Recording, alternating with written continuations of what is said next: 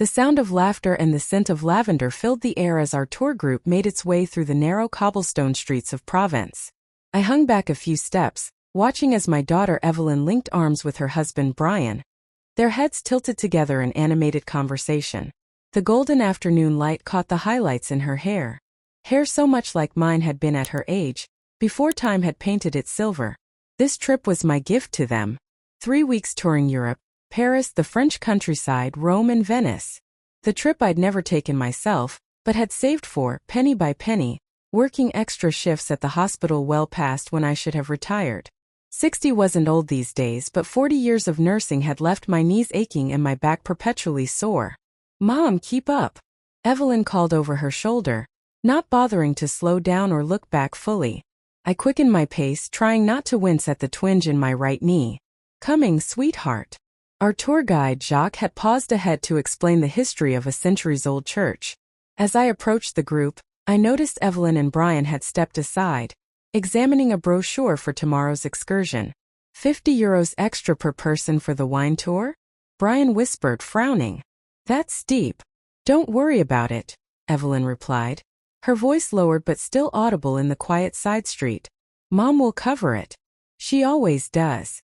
I slowed my steps, something cold settling in my stomach. "She's probably running out of cash by now," Bryan murmured. "This trip must have cost her a fortune." Evelyn laughed softly. "She's been saving forever. Besides, what else would she spend it on?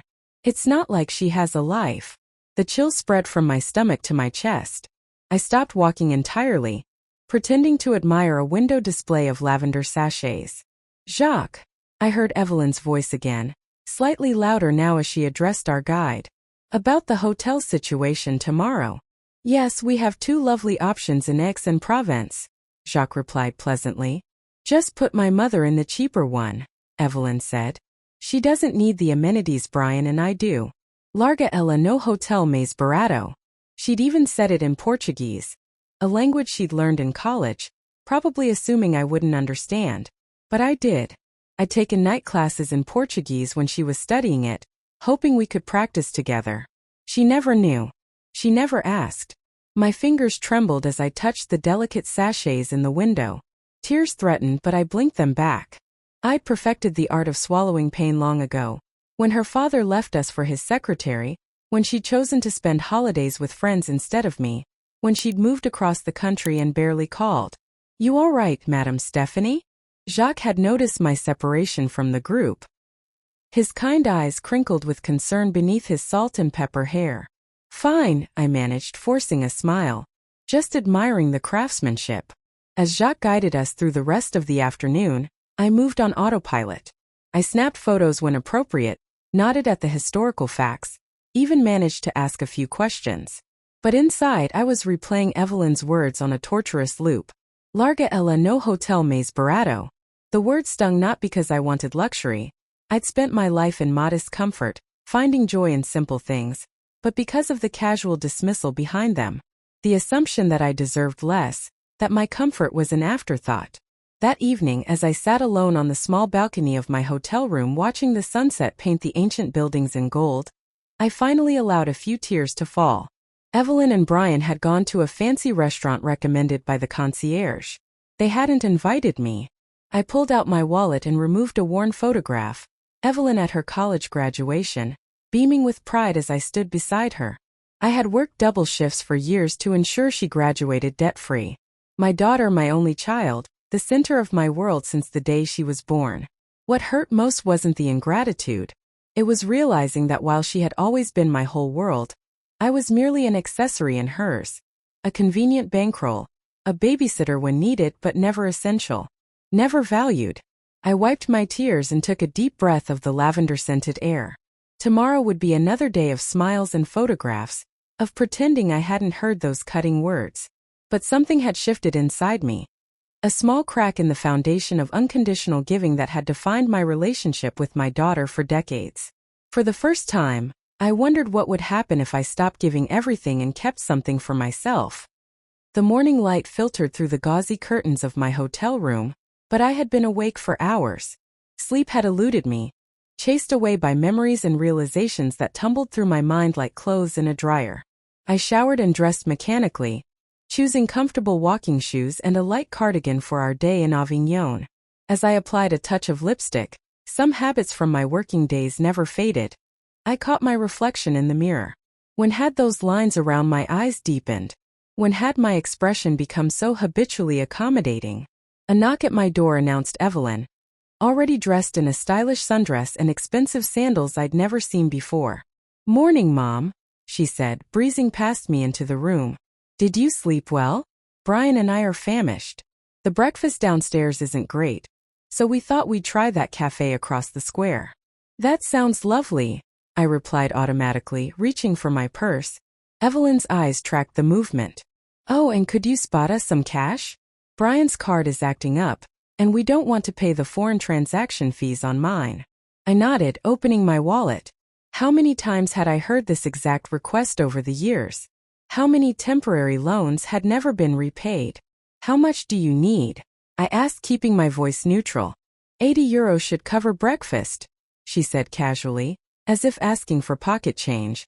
I handed her the money, trying to ignore the designer watch glinting on her wrist, a watch she'd complained she desperately needed for work functions last Christmas. A watch that cost more than my monthly pension. As she tucked the euros into her purse, my eye caught a glimpse of something. A shopping bag partially hidden under her bed. The distinctive packaging of Hermes peeked out. "Did you do some shopping yesterday?" I asked, nodding toward the bag.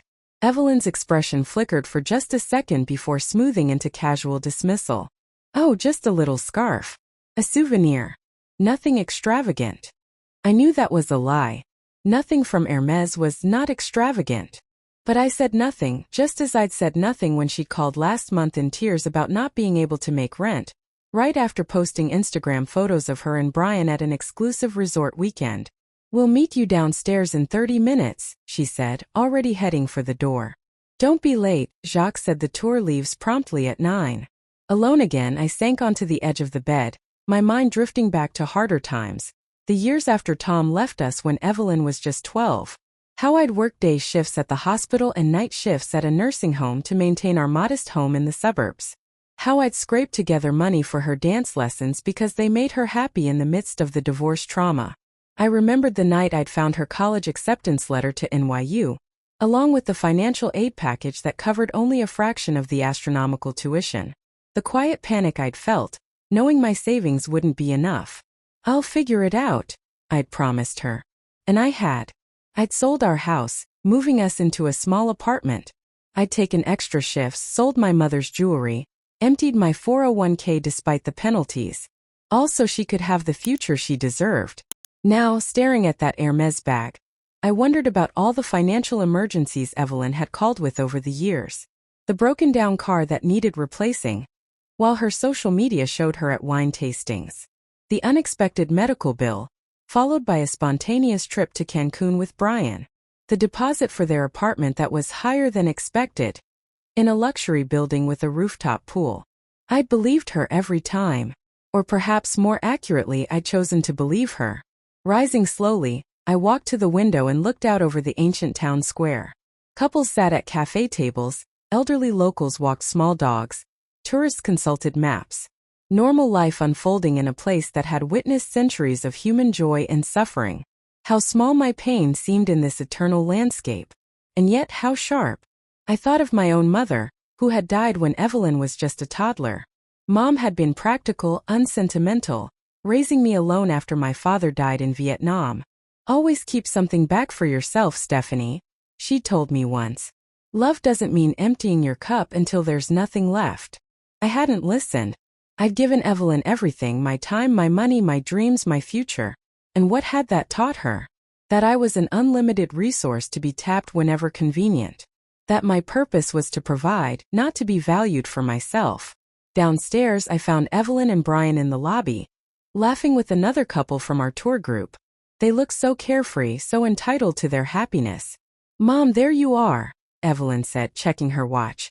"We were just about to call you. Jacques is gathering everyone by the bus." As we walked outside, Evelyn fell into step beside me. "By the way, Bryan and I were thinking of upgrading our Venice hotel at the end of the trip.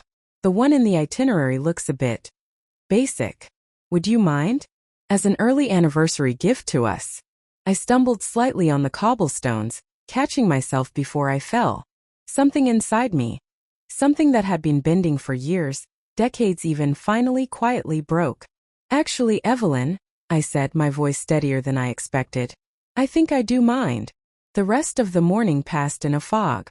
As our tour group wandered through the imposing Palais de Papes, I barely registered Jacques' passionate history lesson.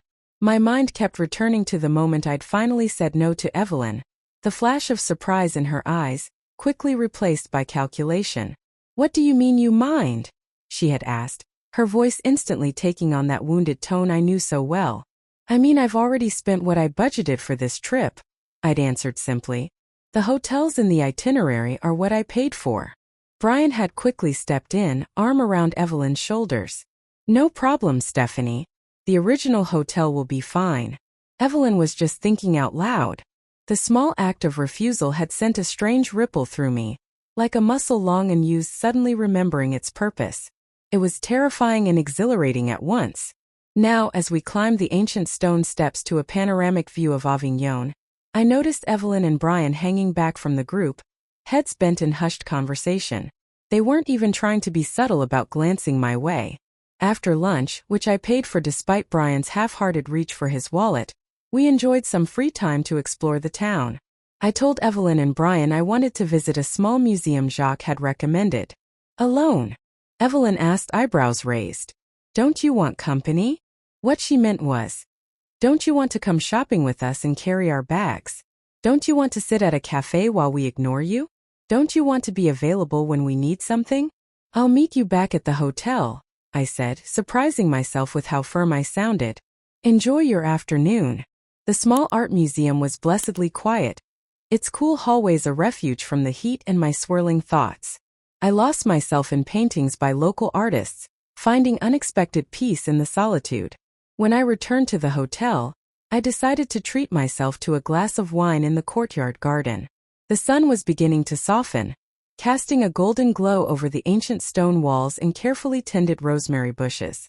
For the first time since the trip began, I felt something like contentment. It didn't last long. There you are. Evelyn's voice cut through my moment of peace. She pulled out the chair across from me, Bryan following silently behind her. We've been texting you for an hour. I glanced at my phone, which I'd silenced in the museum and forgotten to check. I'm sorry, I didn't hear. Whatever. Evelyn waved dismissively. Listen, we've been talking. This trip isn't going quite how we expected. I set my wine glass down carefully. What do you mean? Bryan shifted uncomfortably in his seat, but Evelyn leaned forward, her expression serious. You seem different. Distant. Almost like you're not enjoying spending time with us. The irony of her statement might have made me laugh if it weren't so painful. How many times had she barely acknowledged my presence these past days? How many dinners had she and Bryan gone to without even inviting me? I've just been reflecting on some things, I said carefully. Evelyn's expression softened into something I recognized all too well. The look she used when she wanted something. Mom, this trip is supposed to be special. Family time together before. She trailed off, exchanging a quick glance with Bryan. Before what? I asked. Bryan cleared his throat. We were going to wait until Venice to tell you, but Evelyn's pregnant. You're going to be a grandmother. The news should have filled me with joy. In another context it would have. But something in their expressions, the calculation, the timing, made my heart sink instead of soar. That's wonderful news, I said, the words automatic. Congratulations to you both. We're going to need help, Mom, Evelyn continued, reaching for my hand across the table.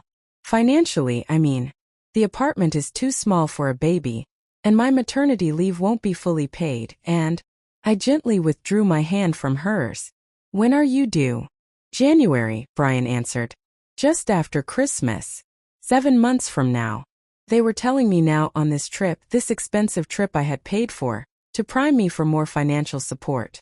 The baby news wasn't shared out of love or excitement. It was a transaction. A strategy. I think I need some time to process this news, I said, standing up. If you'll excuse me.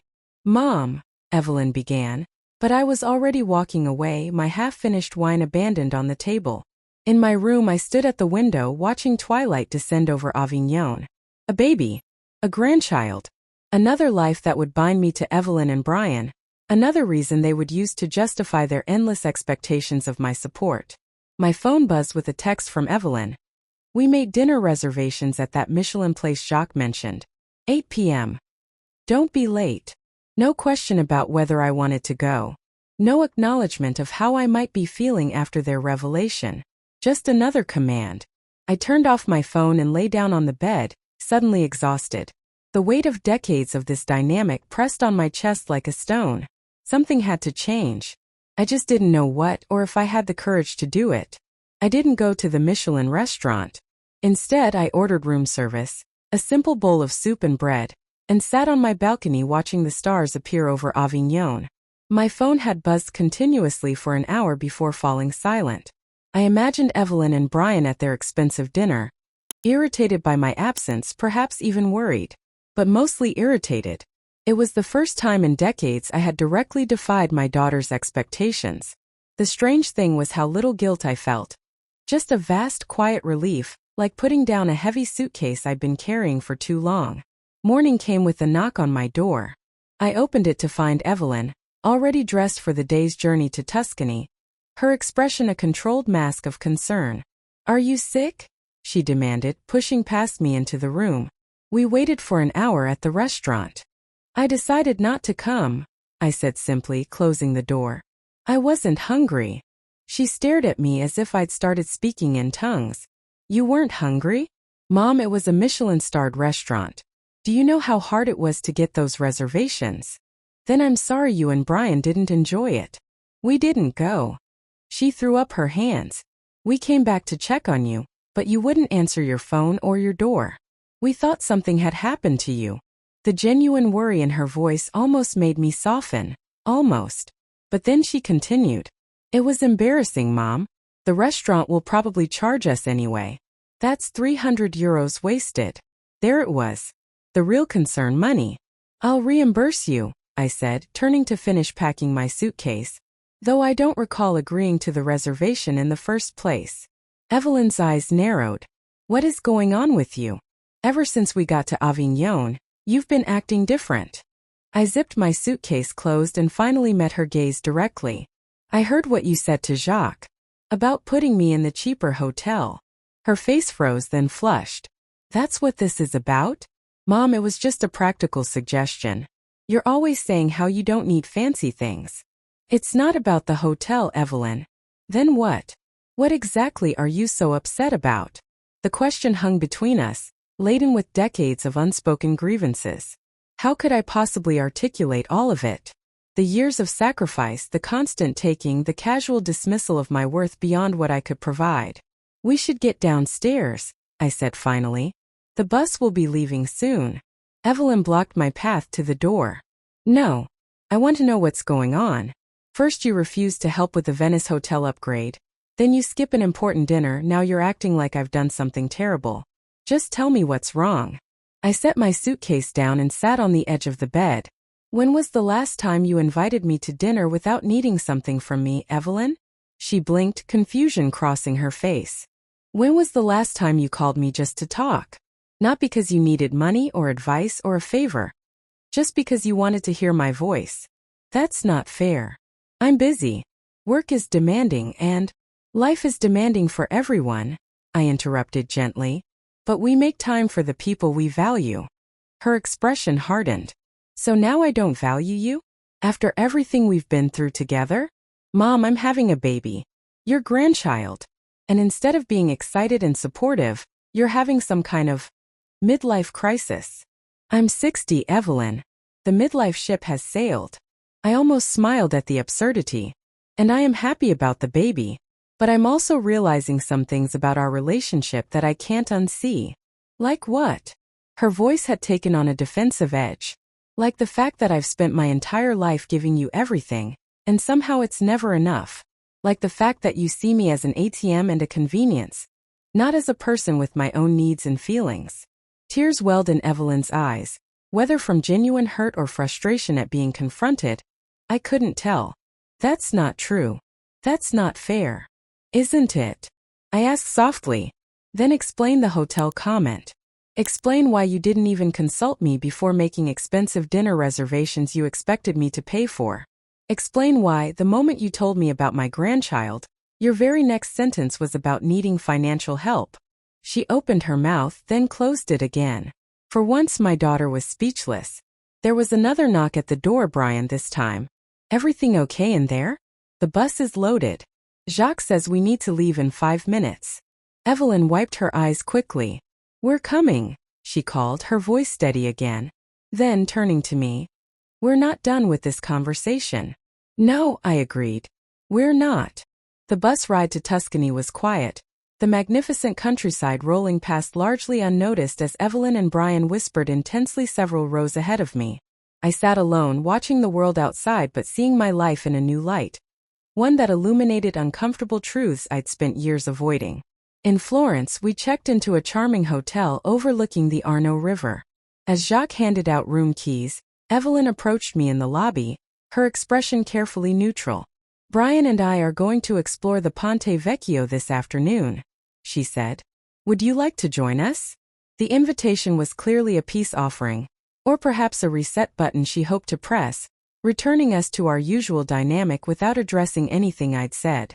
Thank you, I said. But I think I'll rest. The journey was tiring. Something flashed in her eyes. Disappointment, irritation, perhaps both. Fine. We'll see you at dinner then?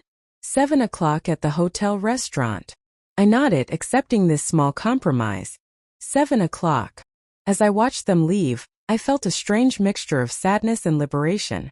The foundations of my relationship with my daughter were cracking, and I didn't know what, if anything, would remain when the tremors stopped. But for the first time in years, maybe decades, I was thinking about what I wanted, what I needed. And that felt like the beginning of something important. The dinner at the Florence Hotel restaurant was strained but civil. We discussed the architecture we'd seen, the history Jacques had shared, the perfect weather, everything except what really mattered. Evelyn and Bryan were careful, almost overly polite, as if I were a stranger they needed to impress rather than family. I played along, grateful for the temporary peace. The next few days followed a similar pattern. We toured magnificent Tuscan vineyards, explored medieval villages, and sampled local cuisine, all while dancing around the tension between us.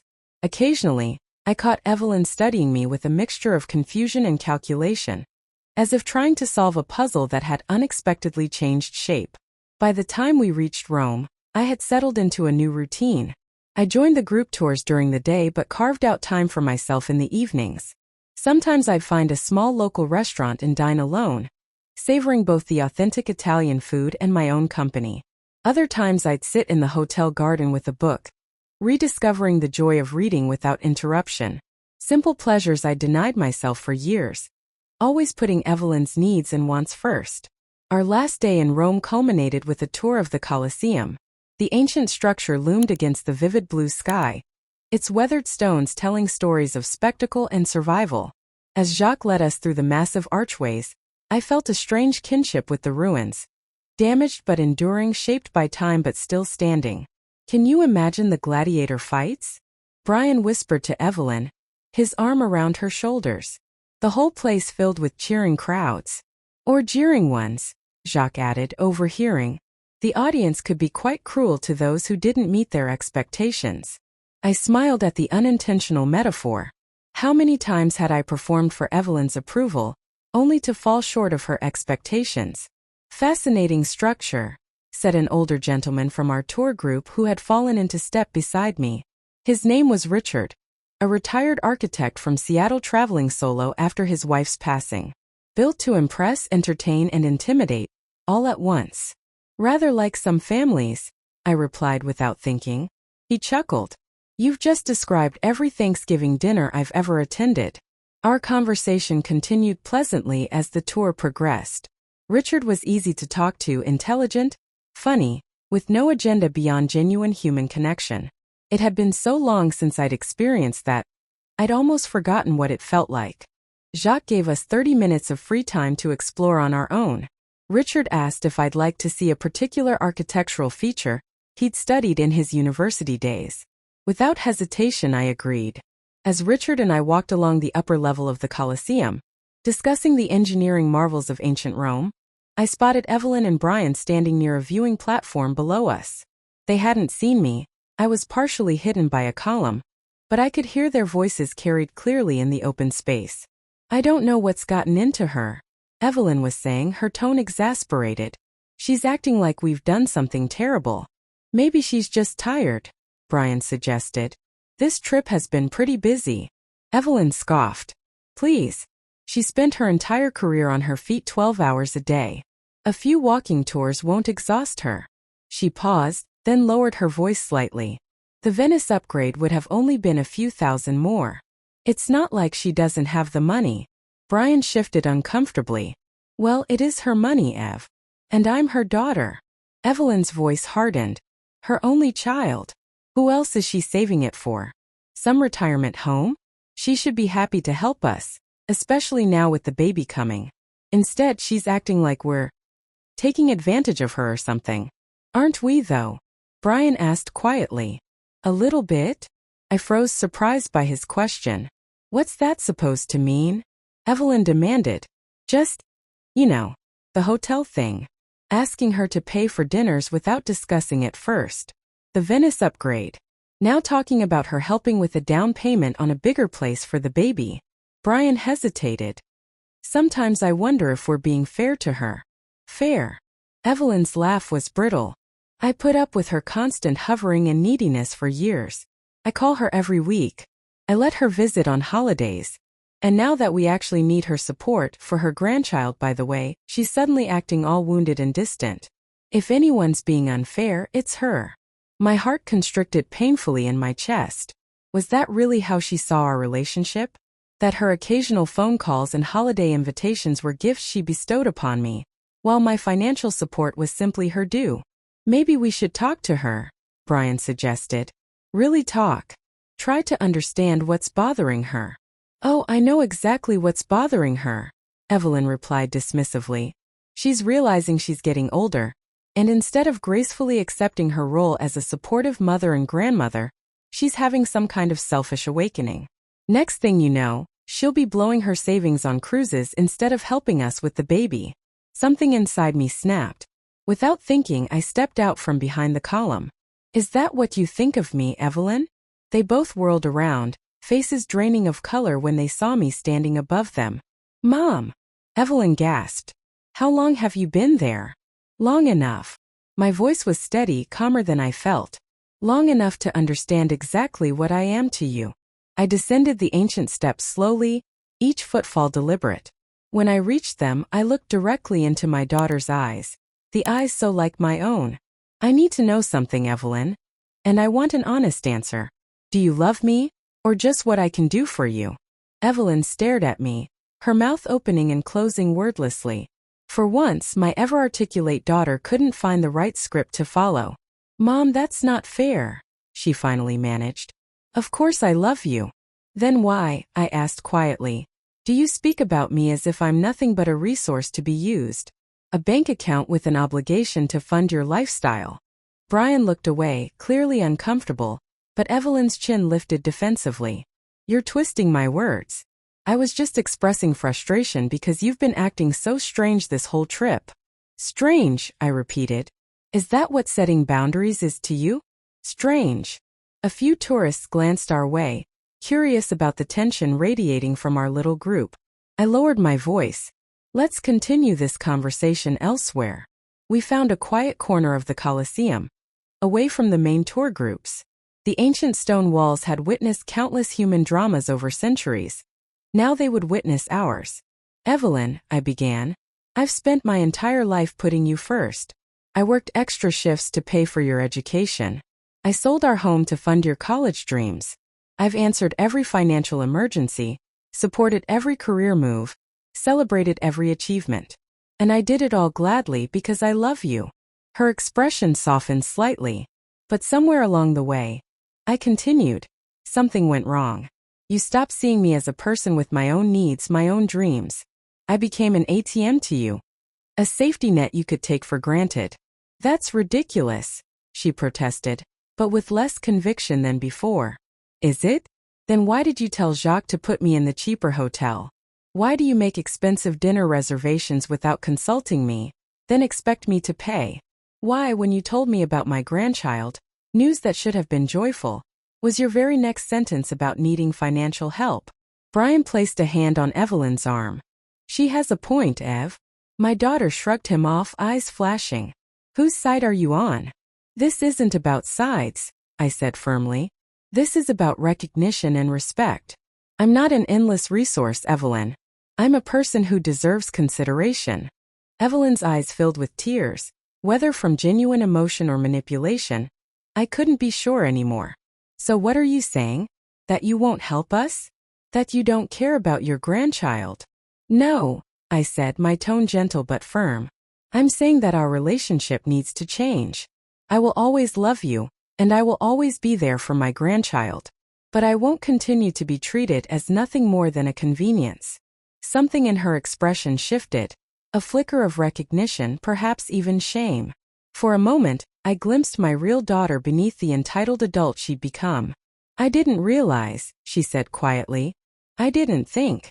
I know, I replied. Our tour group was gathering at the exit. Jacques spotted us and waved, indicating it was time to leave. We should go, Bryan said, clearly relieved for the interruption. Evelyn nodded, her expression unreadable.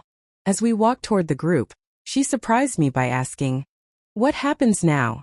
It was a good question, one I'd been asking myself throughout this journey. Now, I said, we try something new. Venice, with its labyrinthine canals and centuries-old palazzos, felt like the perfect place for new beginnings. Our hotel, the one originally booked, not the upgrade Evelyn had wanted, was a charming converted mansion with views of a quiet canal. On our second day, while the tour group visited Murano to see the famous glassblowers, I asked Evelyn and Bryan to join me for coffee at a small piazza nearby. I've been thinking, I said as we sat beneath a striped awning, espresso cups delicate in our hands. I'd like to make some changes to our plans. They exchanged glances, cautious after our Colosseum confrontation. What kind of changes? Evelyn asked. Our tour ends in 3 days.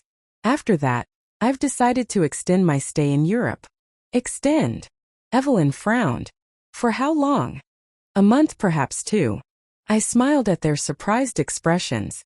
I've always wanted to explore Europe properly, not just rush from landmark to landmark. This is my chance. But Evelyn seemed genuinely confused. What about home? Your routine? I laughed softly. My routine has been taking care of everyone but myself for decades. It's time for something different. Mom, if this is still about what you heard. I held up a hand, stopping her. This isn't about punishment, Evelyn. It's about finally doing something for myself. Something I've always dreamed of but never allowed myself to pursue. Bryan nodded slowly, a hint of admiration in his eyes. I think it sounds great, Stephanie. You deserve it. Evelyn wasn't convinced. But what about the baby? We'll need help preparing. The baby isn't due for 7 months, I reminded her gently. I'll be back long before then. And I've made a decision about that too. I took a deep breath. I'll help with the down payment for a larger apartment, as a gift, not a loan. But after that, you and Bryan need to handle your own finances. My daughter's face cycled through several emotions. Relief at the promised money, concern at the conditions, uncertainty about this new version of me. We can talk more about the specifics when I return, I continued. But I wanted you both to understand where I stand. I love you, Evelyn. I always will. But loving you doesn't mean I should stop loving myself. The words felt foreign in my mouth, bold, almost revolutionary. But they were true. The remainder of our time in Venice passed in a strange new equilibrium. Evelyn was quieter, more thoughtful. Once or twice, I caught her looking at me with something like curiosity, as if seeing me clearly for the first time in years. On their last evening, we took a gondola ride through the twilit canals. The gondolier sang softly as we glided beneath ancient bridges, past windows glowing with warm light. Will you be okay on your own? Evelyn asked suddenly, her voice small. Really okay? I smiled, touched by the genuine concern. More than okay. I'm going to be wonderful. The next morning, I stood at the water taxi dock, waving as Evelyn and Bryan departed for the airport. There were tears in my daughter's eyes as she blew me a kiss, real tears, not the calculated ones I'd grown accustomed to. "Call me," she mouthed through the water taxi's window. "Promise." I nodded, waving until the boat disappeared around a bend in the Grand Canal. Then I turned and faced the ancient, magical city, my home for the next few weeks. The sense of freedom was dizzying, almost intoxicating. No schedule to follow except my own. No expectations to meet except those I set for myself. I had booked a small apartment near the Rialto Bridge, with a tiny balcony overlooking a quiet canal. It cost far less than the luxury hotel Evelyn had wanted to upgrade to, just one of many ironies I was beginning to appreciate. That evening I sat on my balcony with a glass of Prosecco, watching the sunset paint the water with gold and crimson. A gondola passed below, a young couple nestled together, lost in their private world.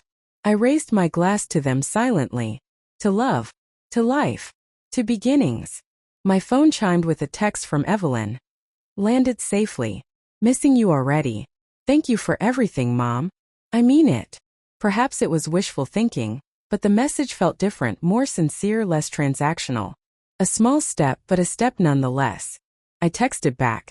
"Love you too. Enjoying my first sunset in Venice. We'll send pictures tomorrow." Then I set my phone aside and returned to the moment, to the play of light on ancient buildings, to the gentle lapping of water against stone, to the taste of Prosecco on my lips. This trip had begun as a gift to my daughter. It had become a gift to myself, the most important one I'd ever given. And as the last light faded from the Venetian sky, I knew with absolute certainty that it was only the beginning.